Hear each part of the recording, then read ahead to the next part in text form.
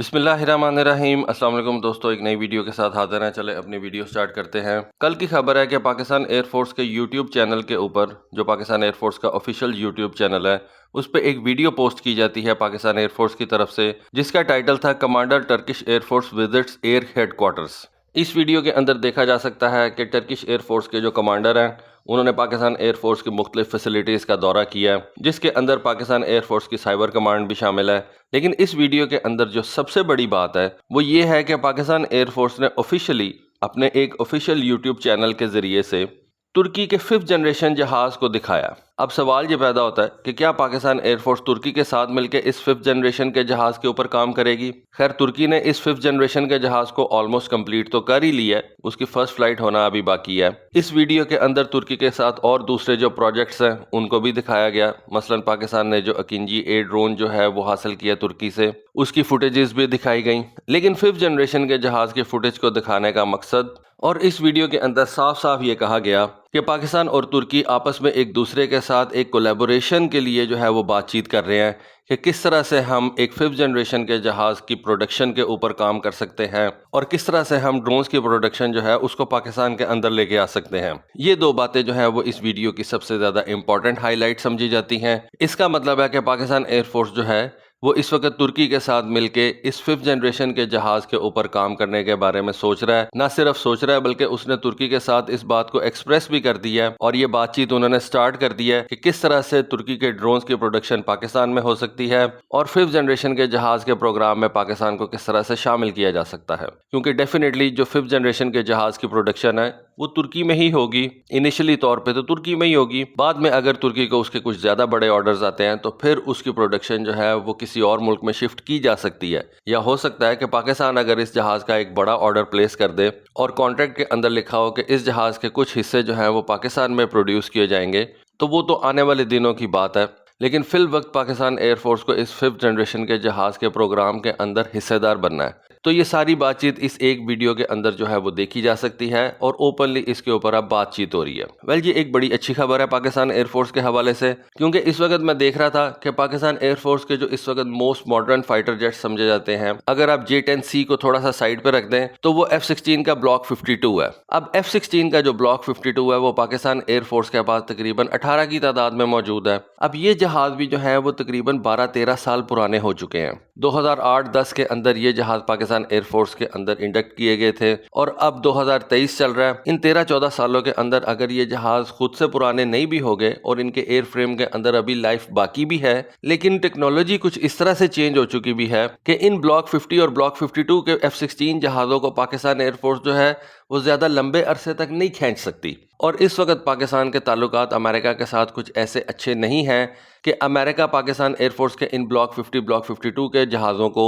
Block 70 کے variant کے اوپر کنورٹ کر دے، جو کہ اس وقت F-16 کا لیٹسٹ ویریئنٹ ہے، اور جس کے اندر جو اس وقت ٹیکنالوجیز استعمال کی گئی ہیں ان کے بارے میں آپ کہہ سکتے ہیں کہ وہ اس وقت کی لیٹسٹ ٹیکنالوجیز ہیں۔ اور جس طرح ٹائم آگے بڑھتا جائے گا، پاکستان ایئر فورس کے یہ بلاک 50 بلاک 52 کے جو F-16 ہیں یہ پرانے ہوتے چلے جائیں گے۔ پھر ایک وقت آئے گا کہ ہمیں ان کے ایئر فریم کے لیے بھی جو ہے کچھ سوچنا پڑے گا، کیونکہ ہر ایئر فریم کی ایک اپنی لائف ہوتی ہے۔ کسی ایئر فریم کی 8000 گھنٹے کی لائف ہوتی ہے، کسی ایئر فریم کی 12000 گھنٹے کی لائف ہوتی ہے۔ اس وقت جو دنیا میں سب سے بہترین فائٹر جیٹ کا ایئر فریم سمجھا جاتا ہے وہ امریکن F-15 کا EX ویریئنٹ ہے، جس کے بارے میں کہا جاتا ہے کہ اس کے ایئر فریم کی جو لائف ہے وہ تقریباً 20000 گھنٹے ہے۔ تو الٹیمیٹلی پاکستان ایئر فورس کو اپنے ان F-16 جہازوں کے بارے میں سوچنا ہی پڑے گا، یا تو امریکہ ہمیں اجازت دے دے اور ان F-16 جہازوں کی جو لائف ہے، ان کے ایئر فریم کی لائف ہے، ان کی جو اپنی ٹیکنالوجیکل لائف ہے اس کو بہتر بنانے کے لیے ہمیں اجازت دے دے،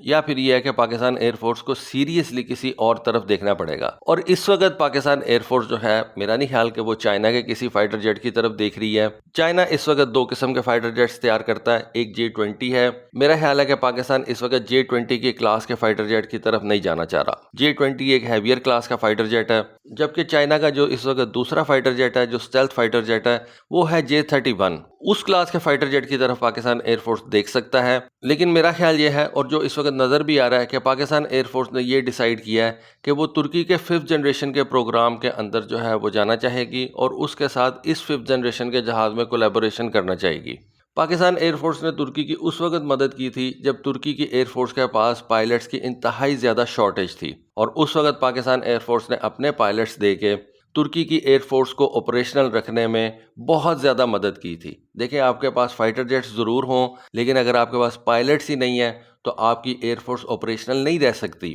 اور اس وقت پاکستان ایئر فورس نے اپنے پائلٹس کو ترکی بھیج کے ٹرکش ایئر فورس کی انتہائی زیادہ مدد کی۔ ویسے بھی پاکستان کے ترکی کے ساتھ جو تعلقات ہیں وہ بڑے زبردست ہیں، اور جس وقت امریکہ نے ہمارے F-16 کے اوپر پابندی لگائی ہوئی تھی، اس وقت ترکی نے بھی ہماری بہت زیادہ مدد کی تھی۔ تو ہمارے ترکی کے ساتھ جو تعلقات ہیں وہ بڑے زبردست ہیں۔ پاکستان ترکی سے بہت سا نیول ایکوپمنٹ بھی پرچیز کر رہا ہے، کارویٹس پرچیز کر رہا ہے۔ ہماری جو اس وقت اگوسٹا سب میرینز ہیں وہ بھی ترکی کے اندر ہی جو ہے وہ اپ گریڈ کی جا رہی ہیں۔ پرائم کانٹریکٹر ترکی کی کمپنی STM ہے، باقی آگے سے پھر STM کمپنی جو ہے وہ کچھ جرمنی سے اپ گریڈیشن کروا رہی ہے، کچھ اپ گریڈیشن کسی اور جگہ سے ہو رہی ہے، لیکن جو پرائم کانٹریکٹر ہے ہماری اگوسٹا سب میرین کی اپ گریڈیشن کے لیے وہ ترکی کی کمپنی STM ہے۔ تو یہ ساری چیزیں دیکھتے ہوئے ہم یہ کہہ سکتے ہیں کہ پاکستان اور ترکی کے تعلقات بڑے زبردست ہیں، اور پاکستان کے لیے پولیٹیکلی بھی یہی چیز فیزیبل ہے، اور ٹیکنالوجیکلی بھی اگر دیکھا جائے تو پاکستان ایئر فورس کے لیے یہ ترکی کا 5th جنریشن کا جو جہاز ہے وہ زیادہ بہتر چوائس ہے۔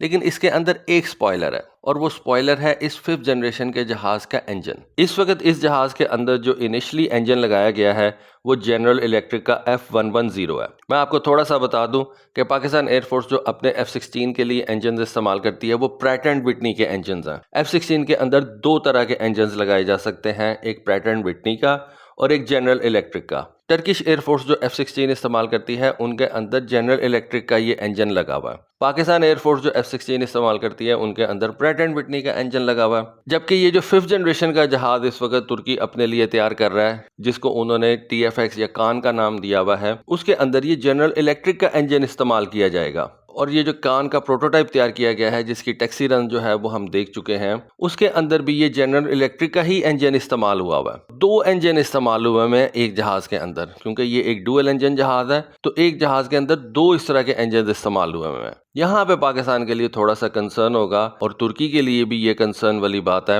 کہ اگر ترکی یہ جہاز پاکستان کو سیل کرنا چاہتی ہے تو ترکی کو ایکسپورٹ کے لیے امریکہ سے اجازت لینی پڑے گی۔ پھر یہ ہو سکتا ہے کہ ترکی اس جہاز کے لیے خود سے ایک انجن تیار کرے، یا اس جہاز کے انجن کے لیے یورپ سے مدد حاصل کرے اور رولز رائس سے کہے کہ وہ اس جہاز کے لیے کوئی علیحدہ سے انجن تیار کر کے دے جو کہ ایکسپورٹ کے لیے یا پاکستان کے لیے جو ہے وہ فراہم کیا جا سکے۔ کیونکہ میرا نہیں خیال کہ امریکنز جو ہے وہ ترکی کو یہ اجازت دیں گے کہ وہ اس کان جہاز کے اندر امریکن انجن لگا کے پاکستان کو سیل کر سکے۔ تو اس جہاز کے اندر جو انجنز لگے ہوئے ہیں، یاد رکھیے کہ اس جہاز کے اندر 2 انجنز لگے ہوئے ہیں، اور اگر پاکستان ایئر فورس سپوز 50 اس طرح کے جہاز پرچیز کرتی ہے تو کم سے کم ہمیں 100 انجن جو ہے وہ ریکوائر ہوگا، کم سے کم۔ ڈیفینیٹلی زیادہ ہی انجنز پرچیز کیے جاتے ہیں، لیکن کم سے کم تو 100 انجنز ریکوائر ہوگا۔ تو اس صورت میں آپ کو ان 100 انجنز کے لیے ایک تو پیسے تو دینے ہی ہیں، وہ تو ایک الگ چیز ہے، لیکن آپ کو امریکہ کی اپروول بھی چاہیے۔ تو یا پھر یہ ہے کہ اس جہاز کے اندر ترکی اپنا کوئی انجن استعمال کرے، یا پھر تیسری چوائس یہ ہو سکتی ہے کہ ترکی اس جہاز کے اندر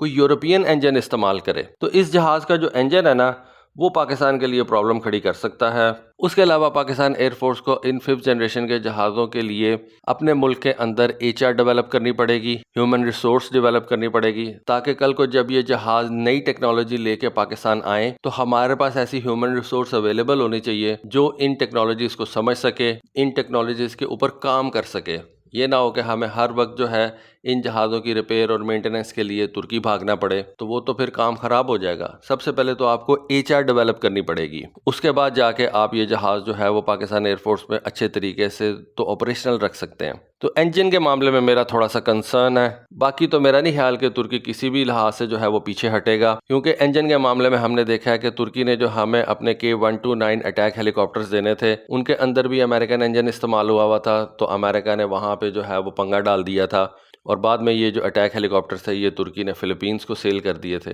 تو یہ امریکنز جو ہیں وہ سپوائلر کا کام کر سکتے ہیں۔ اب اس سے پاکستان اور ترکی کیسے بچتے ہیں یہ آنے والا وقت ہی بتائے گا۔ تو دوستو یہ تھی میری آج کی ویڈیو، ہوپفلی آپ کو آج کی ویڈیو، آج کی انفارمیشن پسند آئی ہوگی۔ کامنٹ سیکشن میں اپنی رائے سے ضرور آگاہ کیجیے گا۔ آج کے لیے بس اتنا ہی، تھینک یو، اللہ حافظ۔